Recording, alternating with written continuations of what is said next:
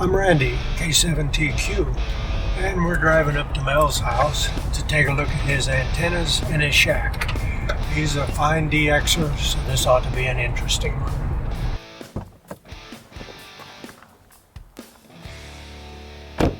Howdy, Mel. Hello, Randy. Welcome to the ham station. Thank you. Great to have you here today. Well, glad to be here. It ought to be a fun time. Well, when I got ready to retire, I lived on the west side for about 40 years, and I wanted to move over to Spokane.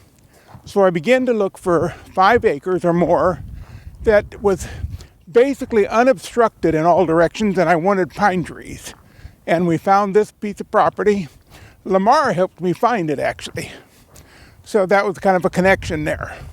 Then we built a house, and immediately when the house was done, we put up the antennas. Well, here we have the tower. It's a Roan 45, 92 foot high. And one of the most important things when you're out like this is a grounding system. And it has a circular run around it of copper with ground rods for each leg, and then 3 70-foot copper runs that have 12 more ground rods. All of the antennas come into this utility box, and they each go to a lightning arrestor. This is the lightning arrestor for the remote switch. All of the antennas come into here, and then they run through conduit 132 feet back up to the shack. So this is a way that protects lightning strikes for each of the antennas that are on the tower. Each of the antennas that come down the tower come into a 5,000 kilowatt balun choke before they go into the lightning arrestor. Many of the antennas go into an antenna switch that is remotely controlled from the ham shack, and that limits the number of coax that I have to run. When we moved, my wife said I could have 1 tower. She didn't say how many antennas I could have on it. So you see at the top there's a stepper DB18 that's 6 meters through 40 meters. And then on the left side of the tower there's a 160 meter inverted L. It goes up about 88 feet before it goes horizontal.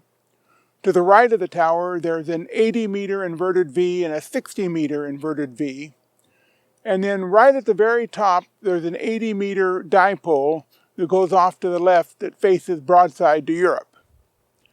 So we have a pretty good antenna farm on 1 tower. All of the coax come in through the conduit from the tower up into another utility box right at my station entrance.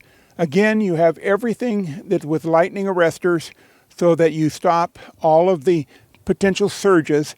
They go out and they come in again to another set of 5 kilowatt baluns before it goes in. That way all common mode noise is taken out before it enters the shack.